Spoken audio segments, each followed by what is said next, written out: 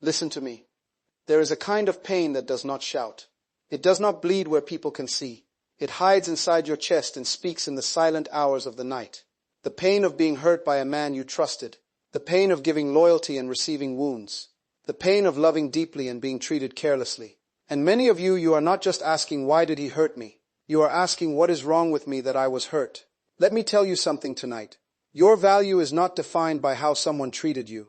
No, never. A broken heart is not proof of a broken destiny. There are people who will mishandle treasures because they do not have the capacity to recognize value. If you give gold to a child, he may exchange it for candy, not because the gold is useless, but because he does not understand worth. The first thing you must handle is not the man, it is your heart.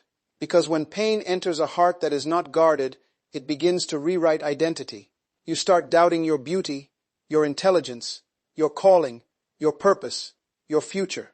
And that is dangerous, because one person's mistake should not become your life sentence. Hear me carefully. Not every battle is won by confrontation. Some battles are won by separation. Some victories happen when you choose peace over explanation. If a man hurts you repeatedly, you must first ask yourself, is this correction or is this destruction? Because love corrects, but it does not crush. Love may discipline, but it does not destroy dignity. Love may challenge you, but it will never make you feel worthless. You must learn emotional boundaries. Boundaries are not wickedness. Boundaries are not pride. Boundaries are wisdom. If you keep allowing someone access to your heart while they keep bringing pain, you are not being loving. You are being self-neglecting. And let me tell you something powerful. Forgiveness does not always mean continued access. You can forgive someone and still close the door. You can release bitterness and still protect your peace. Many people think strength is staying and enduring anything. No, sometimes strength is walking away with tears in your eyes, but dignity in your soul. You must understand you are not called to be someone's emotional punching bag. You are not called to be where you are tolerated. You are called to be where you are valued, respected, and honored. And to the woman listening to me now, if a man hurts you, do not rush to change yourself just to keep him. Anyone who requires you to shrink to fit into their life does not deserve the fullness of who you are. Let your healing be intentional.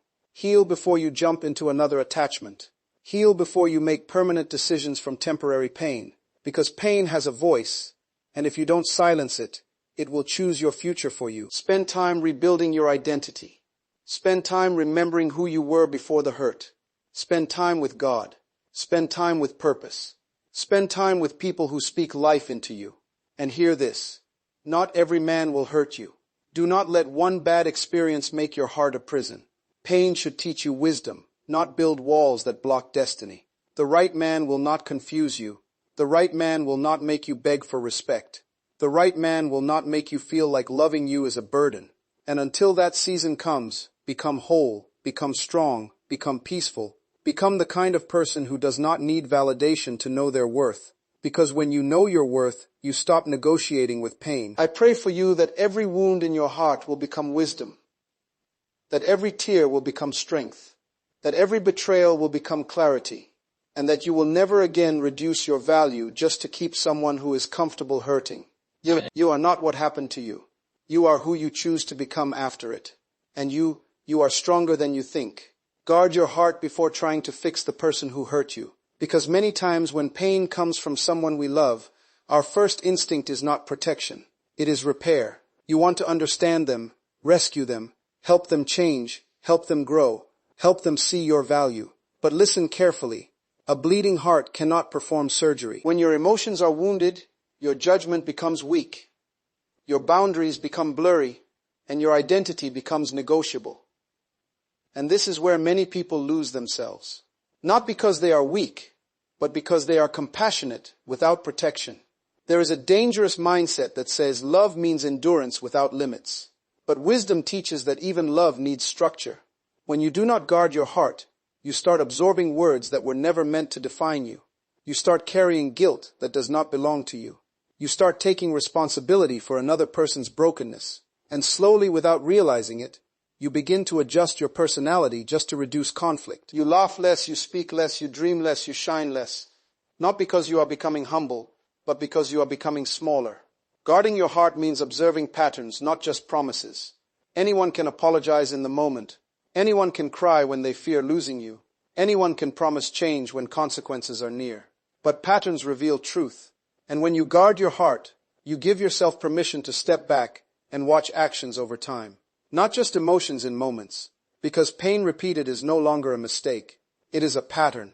Many people rush into fixing others because they are afraid of losing connection. But here, this deeply connection without safety is emotional slavery. If you constantly feel anxious, confused, or emotionally unstable because of someone's behavior, your heart is not safe there. And when your heart is not safe, you cannot love freely. You can only survive emotionally. Survival love is not real love. It is fear disguised as loyalty. Guarding your heart also means understanding that you are not responsible for healing someone who refuses to heal themselves. You can support growth, but you cannot become someone's emotional oxygen. When a person depends on you to regulate their anger, their insecurity, their jealousy, or their disrespect, they are not loving you. They are using your strength to avoid building their own. There is also a spiritual dimension to guarding your heart. Your heart is the seat of your beliefs, your confidence, your sense of identity, your sense of direction. When someone repeatedly hurts you, they are not only affecting your emotions, they are slowly rewriting how you see yourself and how you see love. If you are not careful, you will start believing that pain is normal in relationships. You will start believing that being misunderstood is your portion. You will start believing that you must suffer to be loved. Guarding your heart is not about becoming cold or distant. It is about becoming wise and intentional. It is about knowing when to open fully and when to step back and observe. It is about understanding that access to your heart is a privilege, not an entitlement. And privileges are sustained by respect, consistency, and emotional responsibility. Sometimes guarding your heart will feel lonely, because when you stop overgiving, some people will call you changed. When you stop tolerating disrespect, some people will call you proud. When you stop chasing validation, some people will call you distant. But growth often looks like distance to people who benefited from your lack of boundaries. When you guard your heart, you give yourself time to heal properly. You give yourself time to hear your own thoughts without noise. You give yourself time to remember your value without someone constantly questioning it. And in that space, clarity begins to grow. Strength begins to return. Identity begins to rebuild. And emotional stability begins to settle inside you, like peace you forgot you deserved. Forgiveness does not mean allowing continued access to your life, because many people have been taught that if you truly forgive, you must go back to how things were before. But true forgiveness is about releasing poison from your heart, not reopening doors that led to your pain. Forgiveness is internal freedom, not external permission. It is possible to forgive someone deeply and still recognize that their presence in your life is not safe for your peace, your growth, or your identity. One of the biggest emotional traps is confusing kindness with access. Just because you have a good heart does not mean everyone deserves a permanent place in your growth. When someone hurts you and you forgive them, you are choosing to remove bitterness, anger, and revenge from your spirit. You are choosing not to carry emotional weight that can slowly destroy your joy. But forgiveness does not erase memory. It does not remove wisdom. It does not cancel consequences. If someone repeatedly shows you that they cannot handle your heart with care, forgiveness does not require you to keep offering them opportunities to hurt you again. Many people return to harmful situations because they feel guilty for creating distance. They think distance means hatred, but distance can be wisdom. Distance can be healing. Distance can be protection. You can genuinely wish someone well and still decide that their role in your life has ended. That is not cruelty. That is emotional maturity. Because sometimes the most loving thing you can do for yourself is to step away from cycles that keep breaking you. When forgiveness is misunderstood, people become trapped in emotional cycles. They forgive, the person apologizes, things feel better for a short time, then the same behavior returns. And every time this cycle repeats, the pain cuts deeper because hope was involved. Hope is powerful, but hope without change becomes emotional torture. Forgiveness should never be used as permission for someone to avoid growth. If someone knows you will always forgive without changing their behavior, they may never feel the urgency to become better. Forgiveness also does not mean you must explain yourself repeatedly. Some people will try to manipulate your kindness by asking for endless chances, emotional discussions, or guilt-based conversations. They may remind you of your history together. They may remind you of your promises. They may make you feel like protecting yourself is betrayal. But protecting your peace is never betrayal. Your emotional health matters. Your stability matters. Your ability to wake up without anxiety matters. There is strength in quiet forgiveness. Forgiveness that happens in your heart without announcements, without drama, without needing the other person to even understand it. Because forgiveness is not a performance. It is a release. It is choosing to live without carrying emotional chains connected to someone else's actions. You must also understand that access to your life is earned through consistency, not apologies. Anyone can say sorry. Anyone can cry when they're afraid of losing you. But consistent respect, consistent honesty, consistent emotional responsibility, these are the true proofs of change. And if those things are missing, forgiveness does not mean you must keep giving access to your heart, your time, your vulnerability. Sometimes you will forgive and still feel sadness when you remember what happened. That is normal. Forgiveness does not erase emotional memory. It simply removes the power of the pain to control your future decisions. You can forgive and still decide that you deserve relationships that do not constantly require emotional recovery. There are seasons in life where letting go is part of growth, not because you hate the person, not because you want revenge, but because you finally understand that your peace is valuable, and peace grows where respect leaves. When respect is absent, peace cannot survive for long. And when peace is constantly disturbed, your spirit becomes tired, your confidence becomes weak, and your ability to love freely becomes damaged. Know your worth so you stop negotiating with pain. Because when you do not fully understand your value, you will start accepting things that slowly destroy you. You will start normalizing disrespect.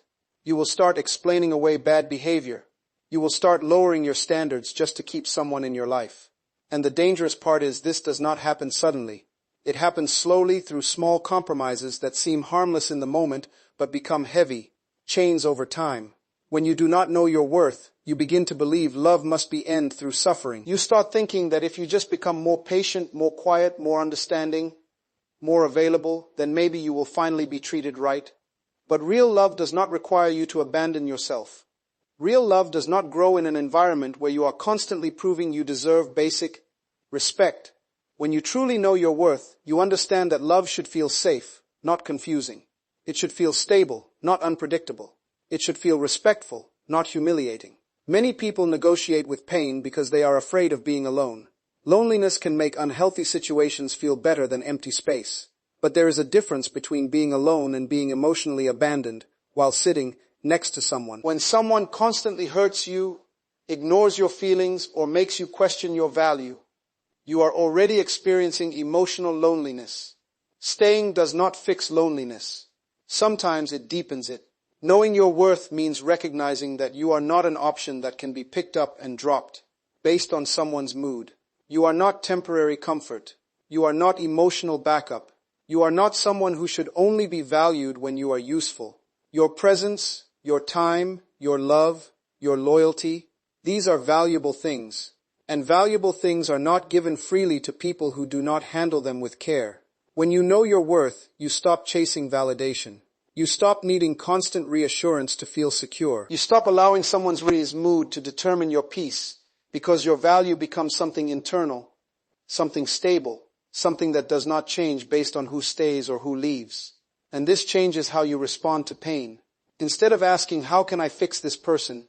You start asking, is this situation healthy for me? There is power in emotional self-respect. Self-respect means you listen to your discomfort instead of ignoring it. It means you pay attention when your spirit feels heavy around certain people. It means you trust yourself enough to step back when something feels wrong. Even if you cannot explain it perfectly, your intuition often sees danger before your logic can explain it. Knowing your worth also changes how people treat you, because people learn how to treat you based on what you tolerate. When you tolerate disrespect, you silently teach others that disrespect is acceptable. But when you stand firm in your standards, when you calmly refuse treatment that damages your peace, you teach people that access to you requires emotional maturity. It is important to understand that knowing your worth is not arrogance. It is not pride. It is not thinking you are better than others. It is simply recognizing that your heart, your mind, Your time and your emotional energy are valuable resources, and valuable resources must be protected. They must be invested carefully. They must be given where they are appreciated, not where they are taken for granted. When you truly know your worth, you become less afraid of losing people because you understand that losing people who cannot treat you right is not loss.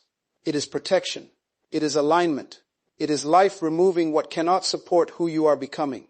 And when you stop negotiating with pain, you create space for healthier love, healthier connections, healthier environments where you can grow without constantly defending your value. Thanks for watching.